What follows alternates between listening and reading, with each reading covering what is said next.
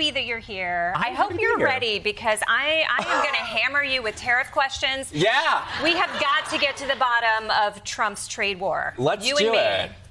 it. I mean, first of all, I miss 104. We're at 125 now, but 104 just felt like a sexier number, right? Right. I totally agree. It's like random. Missed opportunity. Missed opportunity. Oh my God.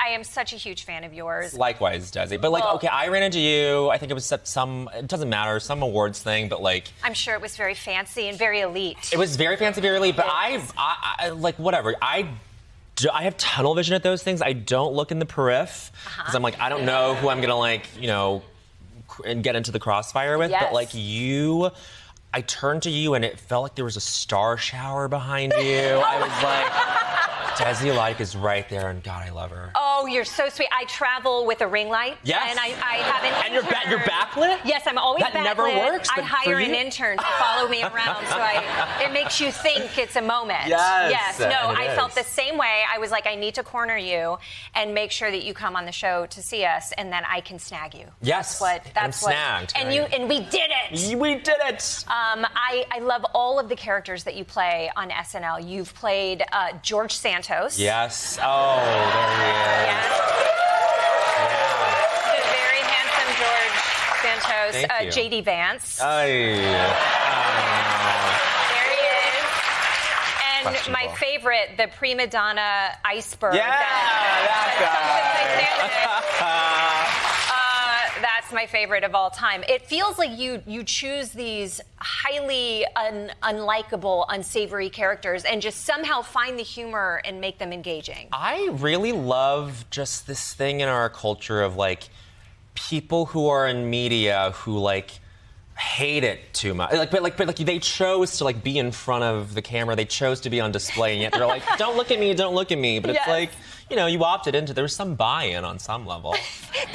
The idea that the iceberg is a victim in all of this. Totally. Like, that's very. And isn't he? He was just sitting there. I mean, what was he doing? Yeah. It wasn't really his fault. And by now he's gone. He's melted away with climate change. What was the moment when you were asked to play JD Vance? Lauren asked you, and what did you say? Lauren asked me, and I said, "Please, please, please, don't make me do this." Why?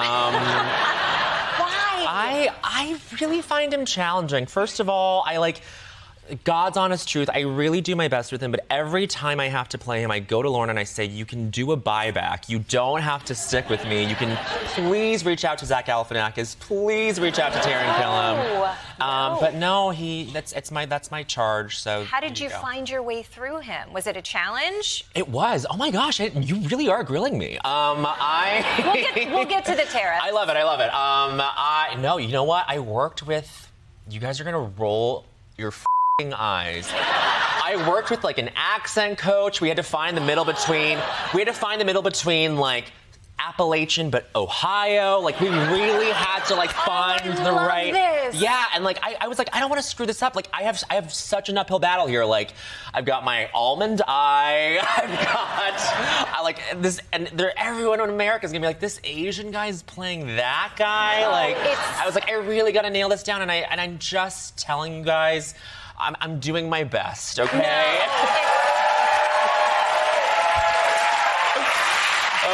It is so far beyond that. I love hearing that because your presence on SNL is like I can't imagine the pressure cooker it must be, and you always look so calm and cool and relaxed. So thank you for sharing that you work really hard and you hire an accent And I'm not even on ketamine. It's amazing. Yet. I want to talk about your podcast, Las Culturistas. Yes. Pop culture has been a huge part of your life. You started doing that in 2016 before SNL. How has your perspective changed over the years, being someone who observes and is passionate about pop culture, to then becoming part of the culture? Oh my gosh. I really think there is no big difference. We're basically the same show as we were 9 years ago, which is dinosaur years in podcasting. Yeah, truly. But I mean, it's the same show. We start off, we just riff, and then we end with this silly segment. But I think, like, I'm just like y'all going home watching The Pit. You know what I mean? Like we're all watching the same stuff, and I feel like I get why everyone thinks that like things are fragmented now and there's no monoculture anymore, but I feel like we're still like tuning into like the same shows. Like there's just fewer shows that we're all tuning into, but I feel like that kind of makes our jobs as people, as consumers, easier if we're just like, all right, it's Sunday, we're gonna watch Walton Goggins, be scary. Yes, and we all did. Except I have not caught up on the finale, so please, I didn't spoil anything. Blow it for me. Yep. I'm going to watch tonight. No I want to talk about your new movie, The Wedding Banquet. It's so good. You're fantastic in it. This cast is amazing. Lily Gladstone. Yep. Ya Jung-yoon, Joan Chen. Yes. Hunky Chan. It's his first English movie ever. He's amazing in it. Kelly Marie Tran. It's a great. Tell us what the story is all about. So it's a remake of an Ang Lee film from the 90s. It's about this sham marriage that has to get staged between these two couples who are friends with each other. The lesbian couple needs an IVF treatment. The Korean guy, my boyfriend, needs to just stage this wedding so that his parents in Korea, his family in Korea doesn't find out. He's really wealthy. He offers to pay for the IVF treatments, and my character kind of gets sidelined, and he's like, how do I fit into this? And it's so fun. It's a warm hug of a movie. You'll all love it. I promise. It's great. It is. It's a rom-com. You're bringing the rom-coms back. Yeah. Finally. We need more. It's me. Oh my gosh. Thank you. Yeah. It's me, Glenn Powell, and Sydney Sweeney. We're all on the front line. That's a movie I'd like to see, actually, if you can make that happen. Yes. A throuple with the three of you. The movie, as you said, centers around a sham marriage. Yes. Have you thought about who you would want your sham wife to be? Yeah. For a green card? Like, if you had to totally. in that situation? Let's see. Who needs one? But who wants to come here anymore? You know what I mean? That's a fair point. I'm gonna say. Would she be like a blonde in Late Night, or like if you could choose anyone? I feel like you're spoken for. So. I feel like right, but she would absolutely be a blonde. No. As you were. As I was. You know what? I would really take any. I'm a self-proclaimed boob gay. I love a buxom bosom. Yeah, I appreciate that. So yeah, as long as you're stacked, I'll marry you. Yeah, I love that. Most respected chefs in America. Wow, Thanks for coming on the show. Good. Great to meet you. Likewise. Great person as well. Your book, cookbook and memoir. Right. You've managed to trick us into reading about your story in between. you kind of hide it in between these recipes here, and it's well written. I encourage everyone to go read it. You know, for a chef, the stereotype is everyone's very angry, but you write this with so much love. What is the real you? Well, is it this? It's this. This is it. Yeah, that's it. Yeah. Because I know this is kind of like a hacky question, but I just got to ask it because you also bring up in the memoir when you were up and coming, you're being trained by these legendary chefs. The training in the kitchen was pretty hardcore, and yeah, it was. People yelling at you, well, people were yelling, but I think there's a reason for that, and especially when I was in France working, I got a sense that they couldn't communicate any other way. That was the only way they could actually get a point across. Right, the was French just yelling and screaming, yeah, and so you got used to it. Right, but I mean, even in America, you're training in America, oh, yeah, same thing. The American chefs, same thing though. It was the so I guess my question to you is like, I mean, they were yelling at you in a different language. It was just, yeah, is. It doesn't matter, right? Exactly, yeah. Because I feel like I don't know enough about cooking at all, but with comedy, I feel like there is a certain amount of toxicity that you need to endure to get good at this, you know? And so do you feel the same way with cooking, you know? I guess what would you say to all these woke sissies who are complaining about being mistreated in the kitchen? Like really, are you like, hey, like tough enough, or are you like, hey, something? Not anymore. Not anymore. No, we don't do that anymore. No, we can't do that. No, things have changed. This when I was coming up, it was 40 years ago. It was a very different world that we lived in, and it was, there wasn't a whole lot of in your face screaming and yelling, but it was a lot of hard and long hours, and there was a lot expected of you. But it wasn't the yelling and screaming that you think about, but the misogyny was obviously there. The sort of machismo, of the kitchen. You burnt yourself. That was a badge of honor. How many times you burnt your arms and things like that. And so, but I think a lot of that's going away. Right, Yeah. but I guess the question again to you is like, is it going away is it good that it's going away, or do you feel like something's missing in the transfer of knowledge, or? No, I don't think anything's missing in transfer of knowledge. I think that it's going away for the right reasons. You know, the idea of getting someone to do something through intimidation doesn't really work. I mean, maybe it works in the military. I have no idea, but it certainly isn't necessary to get your point across. And I think also, if you look back to chefs that were running kitchens. So to interrupt you, actually, I spoke to a military guy about this because I'm as a Asian person who grew up in Singapore, Malaysia. I've been yelled at my whole life to where learning was being yelled at. Right. And I asked the military guys about this. In the U.S., I mean, small sample size, but one of the U.S. military guys said that when you're yelling, you've already lost control. You lost them, exactly. You lost control. Meaning you shouldn't be in that situation in the first place. You don't have to be. I think it's a matter of 40 years ago, the chefs that were working in kitchens, they weren't able to communicate exactly what they were looking for. And so they were running around and screaming the whole day because they thought that was the way that you had to motivate people, because that's the way they were motivated. And it's somewhere along the lines, I mean, for me, and I think I mentioned this in the book. Yeah, with Thomas Keller.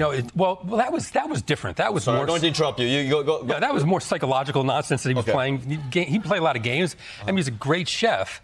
But I just had an issue with the way he was talking to me.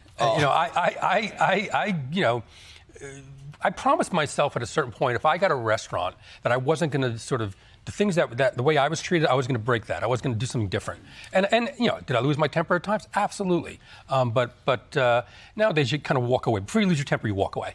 Okay. Yeah. Okay. Yeah. No, I'm genuinely interested in this because you're arguably the most respected chef in America. If you're saying that, hey, we don't need to be yelling in kitchens, then I guess everything that's happening in the Bear is completely unnecessary because those guys.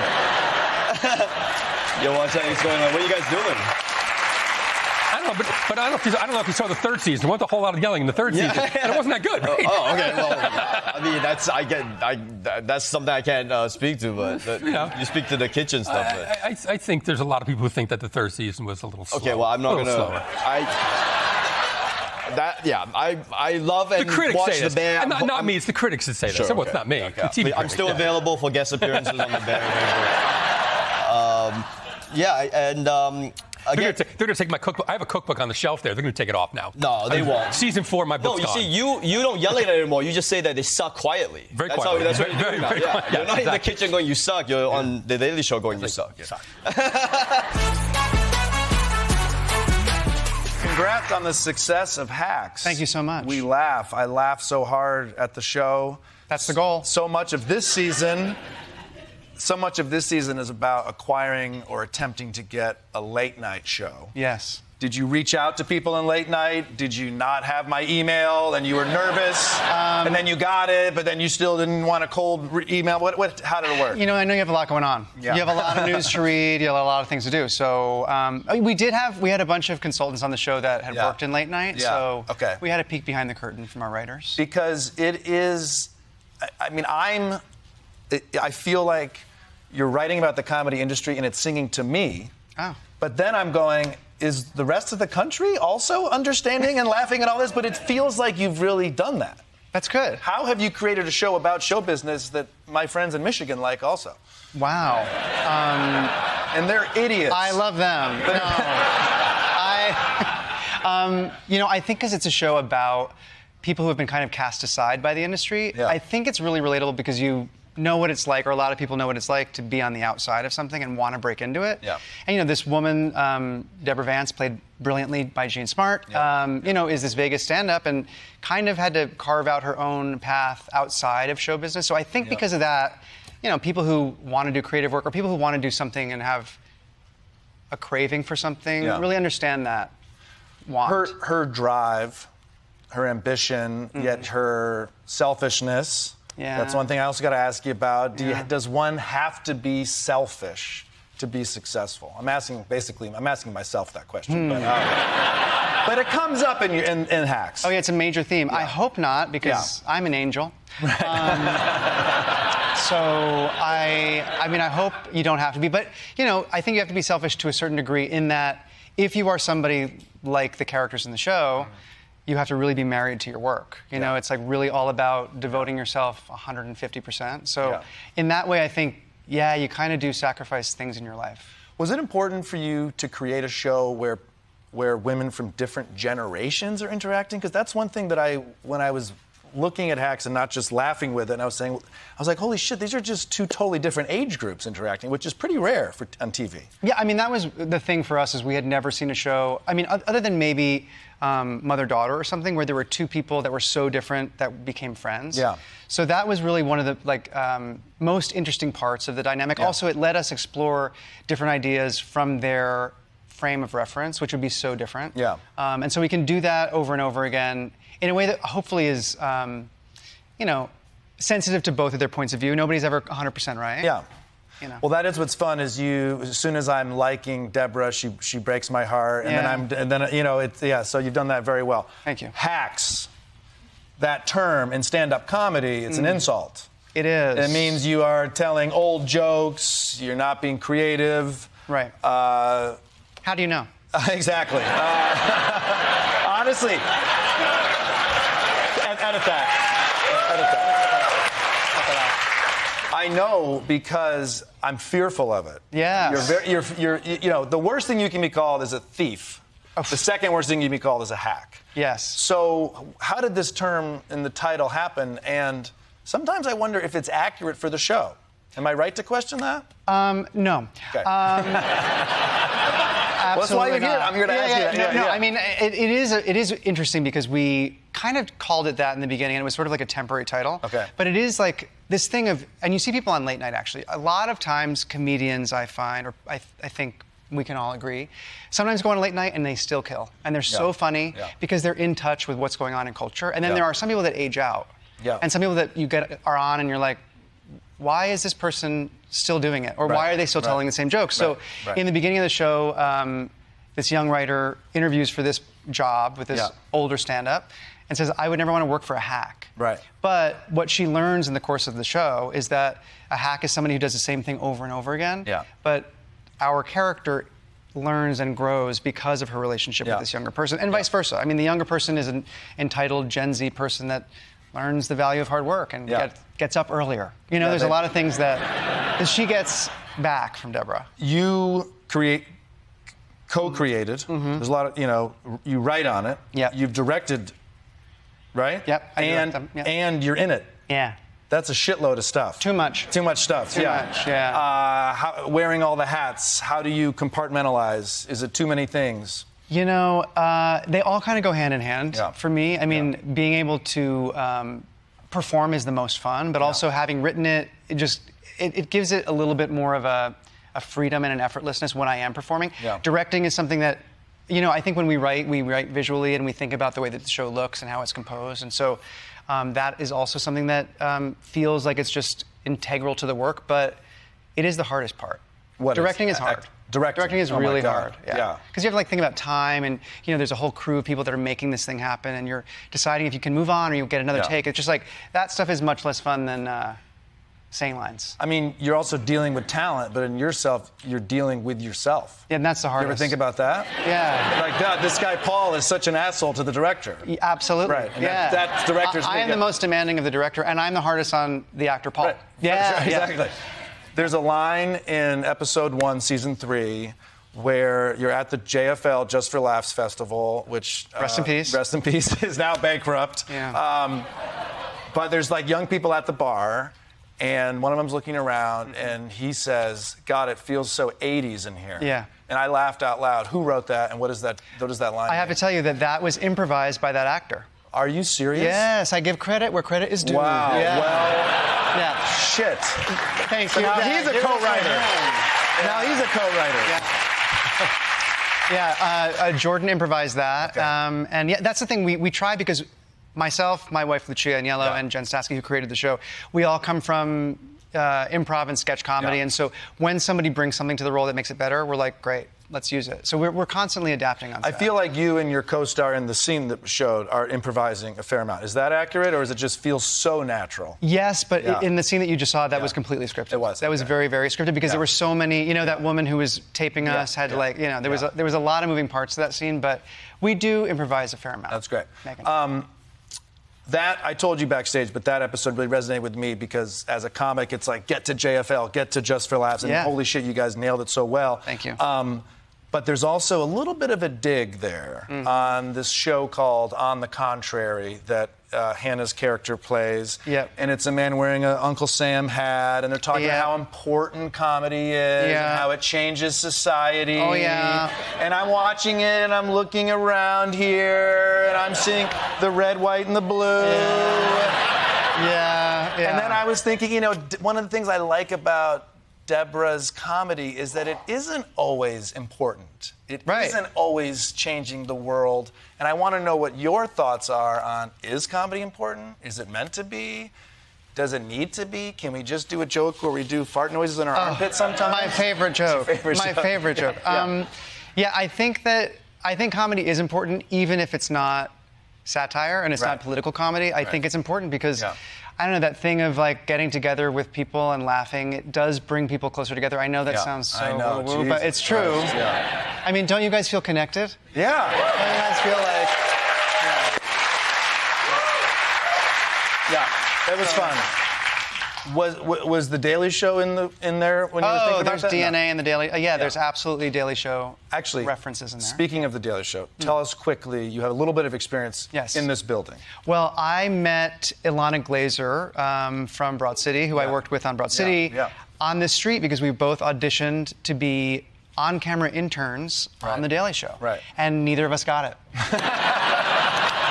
That's why I made him bring it up, because, But that's okay. It's okay. I do love that. It worked out. Yeah. That's where you met her? That's where we met on the street. She had met my wife, Lucia, and she said, "Hey, you're Paul." And I said, "Yeah?" And she said, "I know Lucia, and I'm just like her, but 3 years younger." And I was like, is this a time travel thing? It was very, but you know what? That's very Ilana. It's kind of classic Ilana. That's so funny because this is also part of the reason why everybody I meet on the street, I keep in touch with for years. Yeah. Because you never know. I just have to say, I am so grateful for this show. Thank you for establishing once and for all that the female orgasm is, in fact, real. Yeah. Oh, yeah. Answered our question. Yeah, it can happen. It can. Yeah. It really can. Yes. And it does eventually happen for Molly. No, sorry to spoil. Oh, yeah. Is that a I mean, spoiler? the show's been out. The show has been out. Yeah. This is true. Yeah. Congratulations on your Emmy nomination. Thank you very much.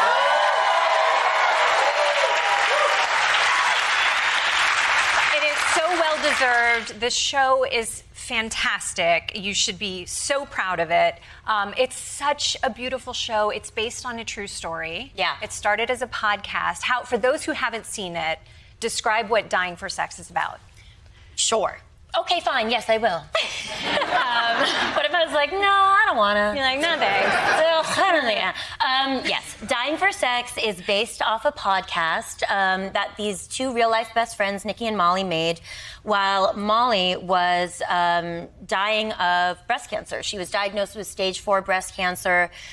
She left her husband. She asked her best friend to really be her companion, be her partner as she went towards the end of her life. But she also took that moment to try to work out some real blocks and limits that were on her because of some childhood sexual trauma that she went through.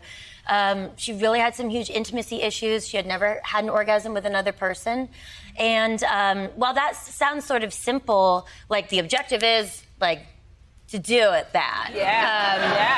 In fact, it really is a story about what intimacy is, what we tell ourselves about how far our life can go, how far our experience can go, and and it's a beautiful story. I was so pleased to be on a show that is about two women who are soulmates, who are in a friendship, and who are together in a way that is primary, is the most important.